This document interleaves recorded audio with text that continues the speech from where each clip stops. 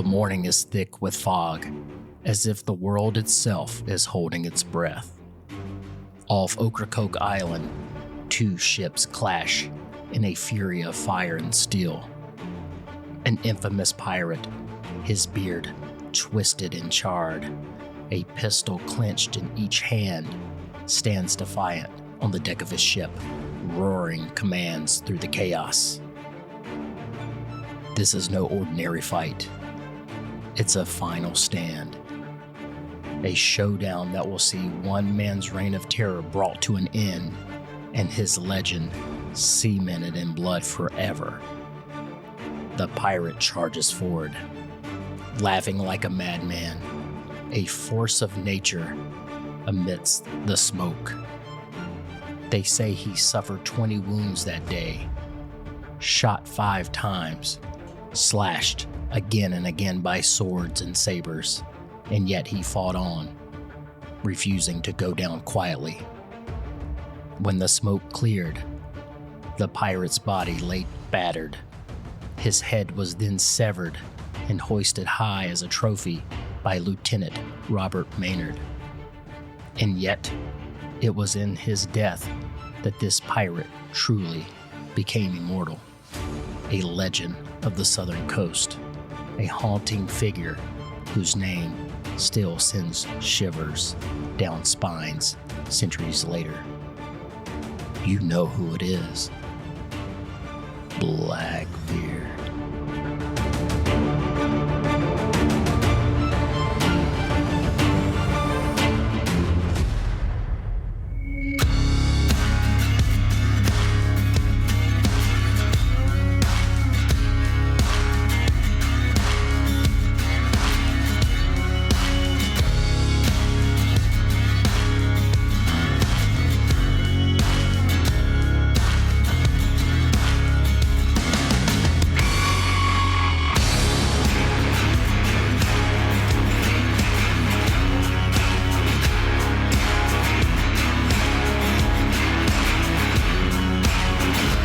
Welcome to the Southern Blueprint Podcast. I am Matt Swift, and today we're not just exploring history, we are unraveling myth and mystery in the making of an icon. Join me as we dive into the life and legacy of Edward Teach, better known as Blackbeard, the Pirate King of the Carolinas. From the shores of Ocracoke to the bustling port of Charleston, his story is carved into the very bones of the South. So grab a drink, you scallywags, and let's get cracking.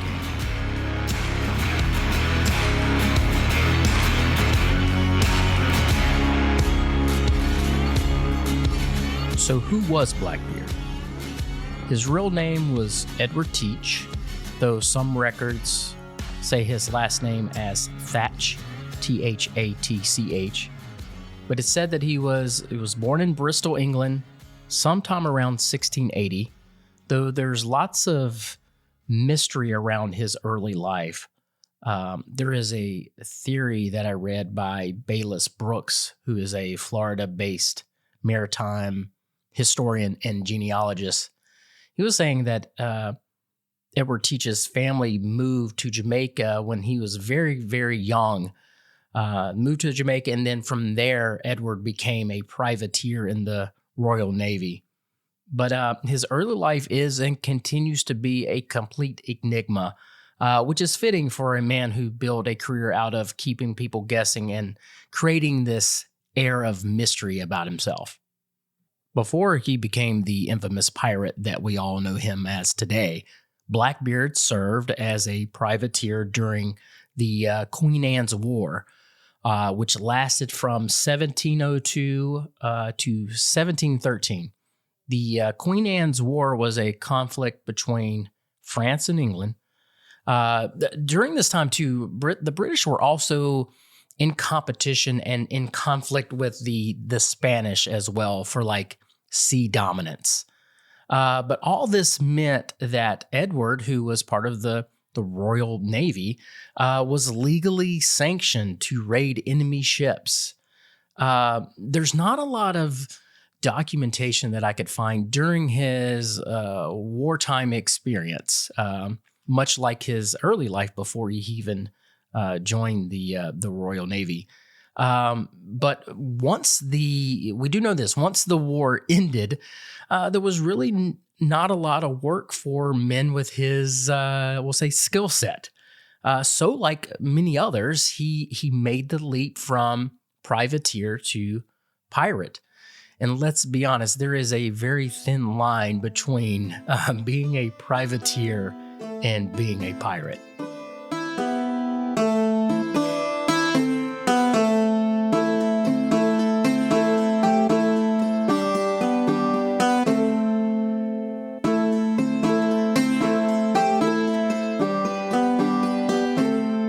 As he made this transition from privateer to pirate, it wasn't just a job change. It was a complete transformation. He became Blackbeard, and he knew that image was everything. So he created this unforgettable persona. He grew his beard out. He styled it as menacing as possible, sometimes even tying those slow burning fuses to it so he would be like wreathed in smoke during battle. He also carried multiple pistols across his chest, and he literally just built this character and persona. And with it, it kind of like grew this reputation. I think there's kind of like this misconception that from the beginning, Blackbeard was Blackbeard, and that's who he's always was. But when he made that move, he knew very well that reputation, persona meant everything. So he literally started creating this character, and he started doing things probably exaggerated to build that reputation. As he made this transition from privateer to pirate, and he's building this persona, Blackbeard made his way to the island of New Providence, a base for Captain Benjamin Hornigold. Blackbeard and his crew joined Hornigold around 1716. Hornigold himself, he began his pirate career in 1713, attacking merchant ships and in the Bahamas. He also helped establish the Republic of Pirates in Nassau, and by 1717, he was the captain of one of the most heavily armed ships in the region called the Ranger. And it was at this time that he appointed Blackbeard as his second in command. And these two would go out, loot, pillage, and they would always share everything, though they kind of had this nice agreement with one another. They would always split everything evenly as they were attacking ships and everything like that. Even if they weren't together on these raids, they would agree to come back and kind of split the spoils of war. After a while, though, the two parted ways. Now, I've read and seen conflicting things on this topic. One is that they split amicably. Blackbeard then headed to the Carolinas, while Hornigold just stayed in the Caribbean. Another take is that Hornigold never wanted to attack British ships as a pirate, and his crew just eventually grew tired of this tactic as they felt that there was a lot of loot they were missing out on. Hornigold was once in the Royal Navy himself, and he just shied away from attacking British ships, even as a pirate. So Hornigold's crew voted him out as captain. And it's been said that Blackbeard maybe sort of led a mutiny of sorts and helped push out Hornigold. But regardless, no matter the specifics or facts here, Blackbeard was now on his own to lead his crew how he saw fit. But if we're going to talk about Blackbeard, we have to talk about his most famous ship, the Queen Anne's Revenge. Originally, this ship was a French slave vessel called the La Concorde. It was captured on November 28th, 1717, near the island of Martinique. After selling its cargo of slaves at Martinique, Blackbeard made the vessel his flagship. He added more heavy cannons, and that's when he renamed the ship Queen Anne's Revenge. It was like a fortress on water, and he used it to dominate the seas from the Caribbean to the Carolinas. It was, without a doubt, an amazing ship. The Queen Anne's Revenge was more than just a ship. It was a symbol, just like Blackbeard himself, growing this persona and reputation. Queen Anne's Revenge was the same thing. With it, Blackbeard became one of the most powerful pirates at the time. This really was an imposing vessel. He now had command of a whole entire fleet. He started forging alliances with other pirates and kept his crew loyal through fear and respect. But Blackbeard didn't rely on violence alone. His strategy was all about creating such a terrifying reputation that many ships would just surrender without a fight. And of course, when they see this ship coming at them with all the cannons and everything attached with it, it was just an imposing sight to see, and most, just surrendered without really trying to duke it out with him. Blackbeard set his crosshairs on the Carolinas. Like I said before, he left Horn of Gold in the Caribbean and had made his way to the colonies in the Carolinas, and he would just started terrorizing up and down the east coast of America.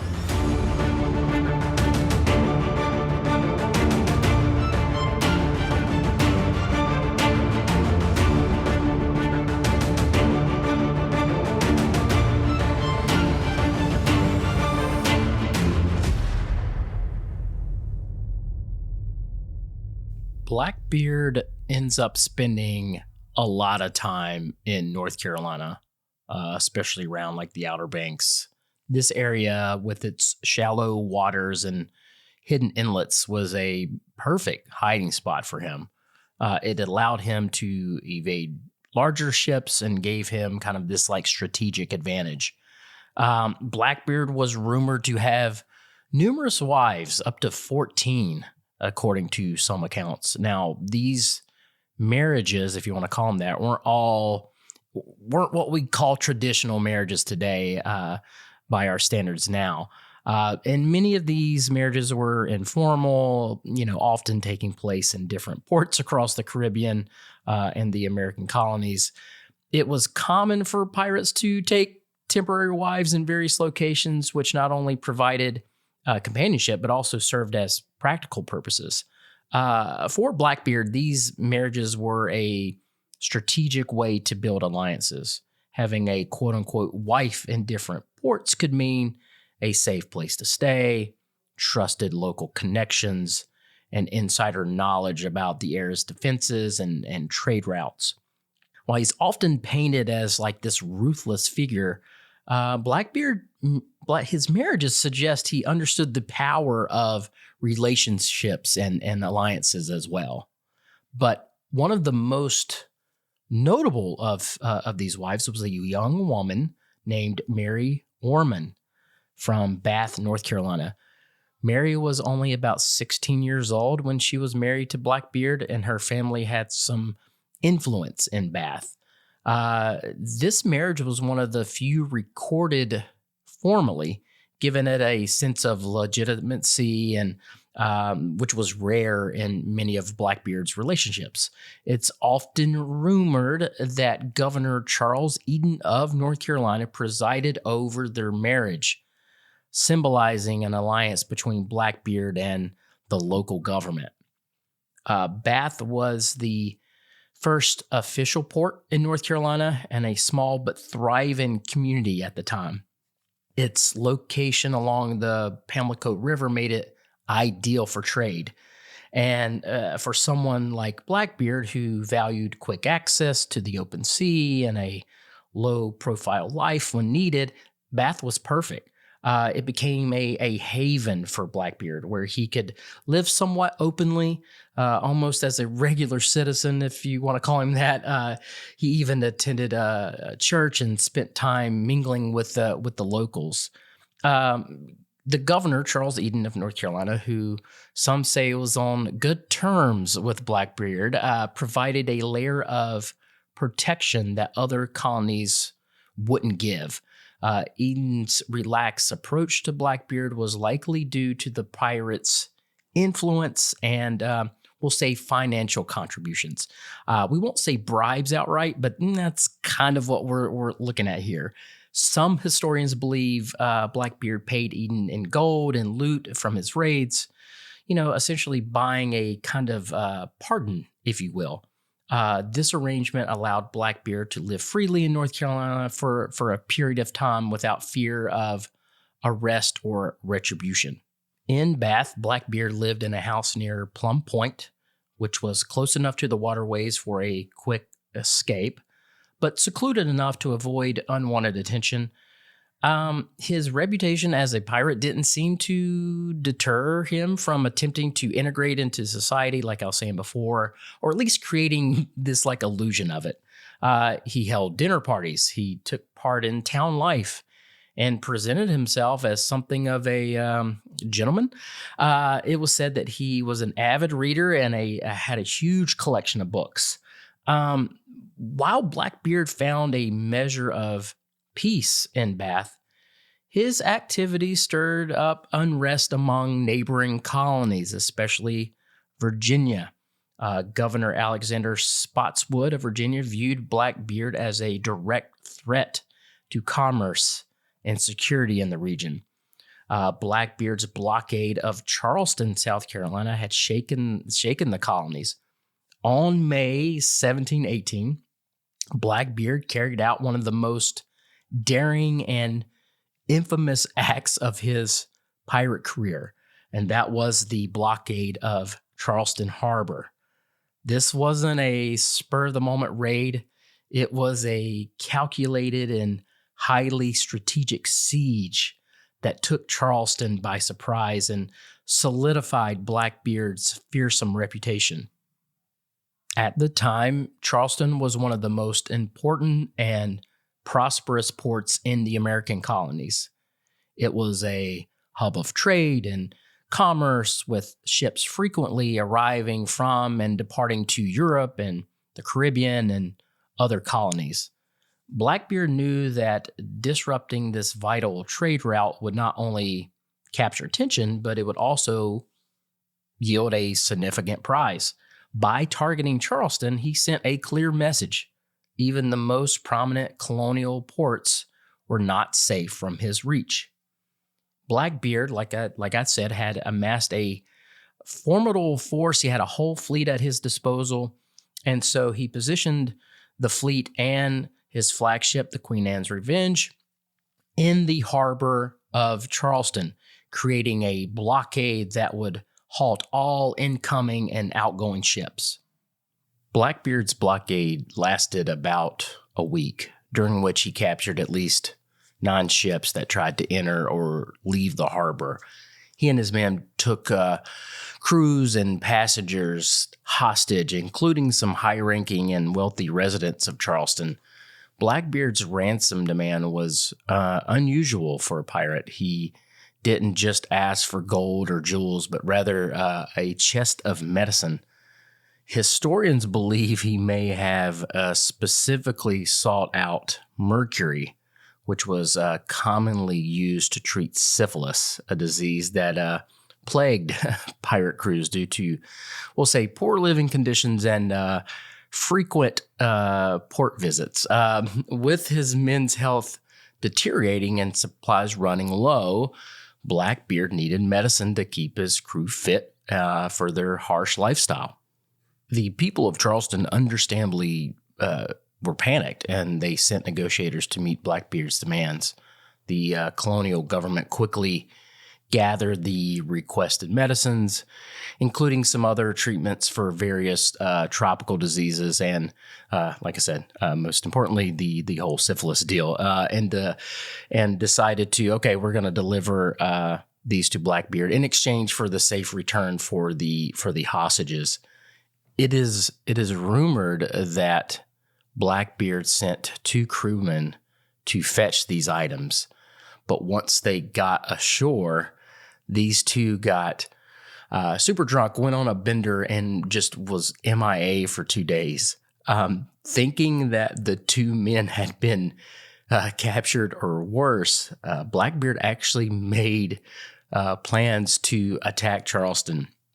Luckily, the two men, I guess, sobered up. They resurfaced and they brought the chest back to the ship, kind of avoiding a huge crisis. After receiving the chest of medicine, Blackbeard released the hostages and allowed the sea ships to leave. So no harm was done to the people of Charleston or their ships, but it had a psychological impact on the whole, not just Charleston, but the whole entire colony. Charleston residents were shaken by just the audacity of the blockade, and like I said, news kind of spread quickly up and down the coast, adding to Blackbeard's legend as a pirate who could hold a whole entire city hostage without really spilling any blood.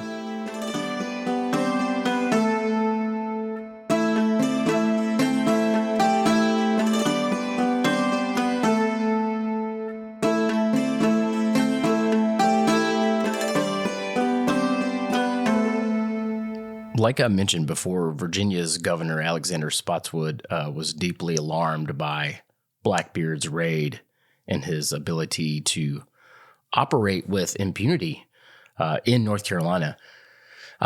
Blackbeard's blockade of Charleston was kind of like the last straw. It demonstrated that Blackbeard was not only bold, but also capable of, holding, like I said, entire cities hostage. So, merchants in Virginia grew increasingly nervous, and local ship owners complained to the governor, fearing that their vessels and goods that were valuable would be apprehended by Blackbeard. Taking, I guess, kind of matters into his own hands, the governor of Virginia sent Lieutenant Robert Maynard and a small fleet of ships to capture Blackbeard. It was an unprecedented move, as Spotswood didn't have legal authority in North Carolina, but the governor felt Blackbeard's presence needed to be eliminated once and for all. On November 17th, 1718, Lieutenant Robert Maynard set off from Williamsburg, Virginia, with orders to hunt down Blackbeard. A large warship would have been ideal, but shallow waters meant that Maynard had to use two smaller sloops, which were called the Ranger and the Jane. Each loaded with men, but lacking cannons. It would be up to Maynard's crew and their personal weapons to take down Blackbeard. By November 21st, and which is funny because that is the day that I am recording the show, Maynard's sloop reached Ocracoke Island and anchored for the night, laying in wait. Unaware of their arrival, Blackbeard and his men spent the evening drinking and celebrating on the Adventure, one of his ships, with local trader Samuel Odell. When dawn broke, Maynard ordered the sloops forward. Both vessels end up running aground, delaying the attack as men threw supplies overboard to lighten the load to try to unstick the ship. But by then, any hope of surprising Blackbeard was gone. Realizing he was under attack, Blackbeard cut Adventure's anchor and opened fire to scare off the approaching sloops. But Maynard pressed on, ordering the Rangers straight toward the Adventure, with the Jane close behind. When they closed in, Maynard hailed Blackbeard. The pirate captain cursed Maynard and his men as sniveling puppies, apparently, and promised no mercy. Blackbeard fired a broadside, hitting the Rangers officers and wounding several people on the Jane. But Maynard's men held strong, They even managed to get a lucky shot that brought down the Adventure's jib, kind of slowing down Blackbeard's escape as he was trying to get away. Maynard, anticipating Blackbeard's next move, ordered his men below deck, leaving the sloop's deck empty as if everyone had been killed, which is a kind of a brilliant move, like in the heat of battle after Blackbeard had kind of fired at their ship. Maynard ordered everybody down below to make it look like everybody had been killed. And so seeing the empty deck, Blackbeard assumed his cannons had done the job and brought his ship, the Adventure, alongside Jane, rope in hand to slash the ships together. He and his men boarded and was ready for an easy victory. But just then, Maynard and his men sprang up from below, ambushing the pirates. From accounts, it was a brutal, only 6-minute fight filled with clashing steel and exploding gunpowder, all the drama that comes with all this fighting. And again, this is kind of like things that I've read from quote unquote firsthand accounts. So you never know the actual details of it. And again, that's kind of the theme of, a lot of the episodes that I do. It's some of it is fact, some of it is fiction, some of it's made up, some of it is hearsay. It's all fascinating though. During this battle, Blackbeard finally fell. He was struck down among the chaos. There has been rumors though that as he was trying to fight Maynard, someone came up from behind him and slit his throat. Again, all speculation, nothing definitive. But like I said, when the dust settled, Blackbeard's crew was either dead or severely wounded. So there you have it. So that's how Blackbeard perished.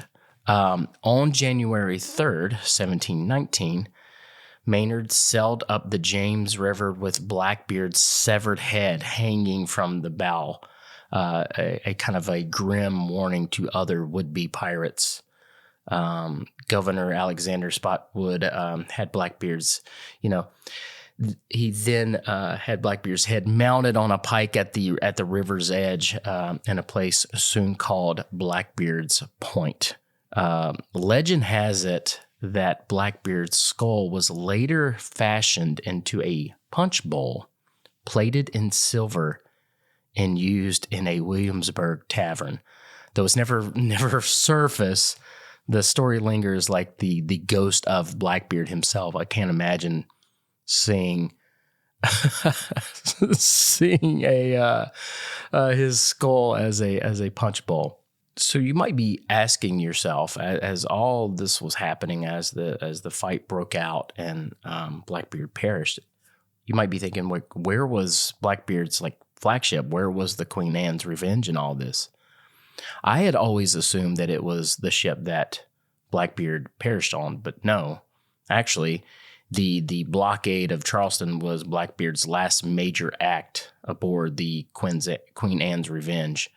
After he left Charleston, approaching North Carolina from that successful blockade, the ship was caught on a sandbar near Beaufort Inlet and sank.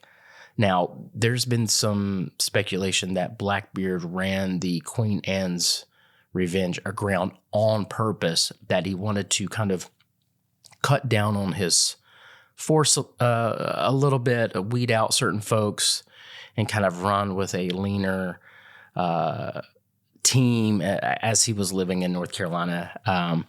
Like I said, I've read and seen some things about that. It is kind of strange that, he should have been very familiar with North Carolina, kind of going in and out. So it is kind of odd that he would just accidentally run aground, but it is kind of tricky to navigate that. And like we just talked about, Maynard also running aground his two ships, but ultimately being able to get those free as he kind of dumps some stuff overboard. And if he did it and if Blackbeard, sank his ship on purpose, It's kind of interesting too. I guess you do get to a point you start gathering more men, and that's a lot of resources and mouths you have to feed and splitting loot and all that stuff. So it is kind of interesting that he may have done that on purpose. So in 1996, archaeologists announced the discovery of a shipwreck off of Beaufort Inlet in 28 feet of water and about a mile offshore of where Fort Macon State Park is.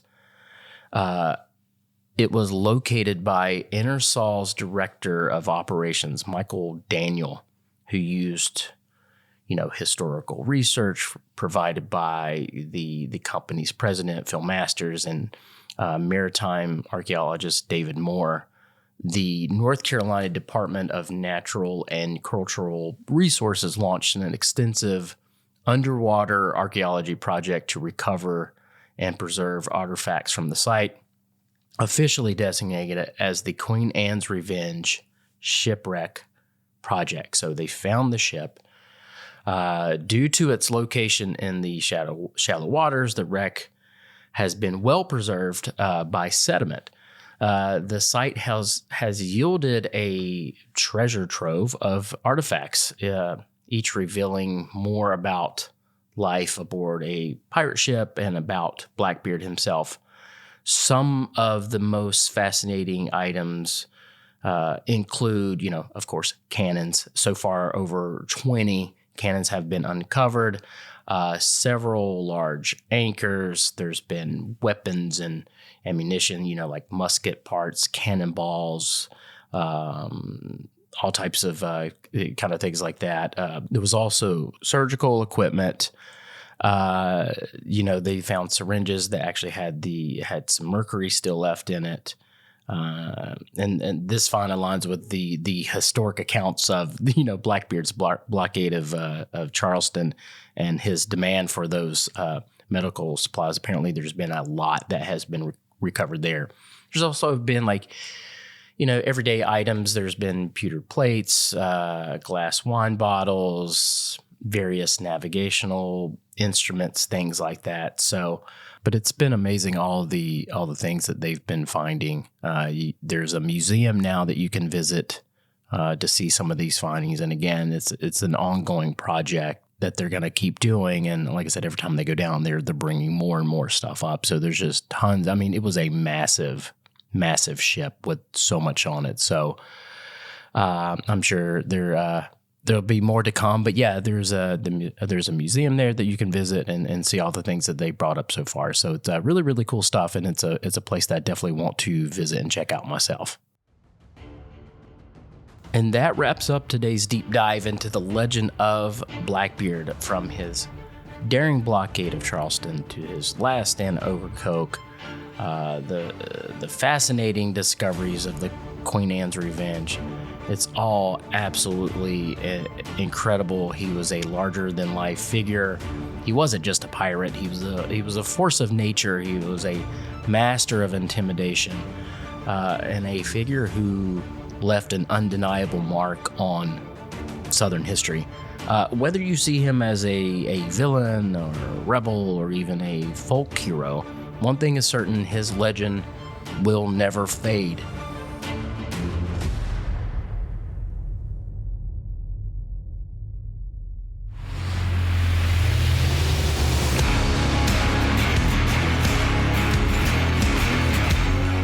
If you enjoyed the episode, make sure to subscribe, share it with your friends, and please leave a review. I love reading them. Your support helps keep the Southern Blueprint podcast sailing along. See what I did there? And before I sign off, I want to thank my producer, Corey Insco, who helps make these stories come to life. Corey, you're the captain behind the scenes, and I appreciate everything you do. Corey also helps produce a soccer podcast that I'm a part of called the Mint City Soccer Show. So I appreciate Corey helping me with this as well. But until next time, keep exploring, stay curious, and remember, the South is full of stories just waiting to be uncovered. and I'll see you guys soon.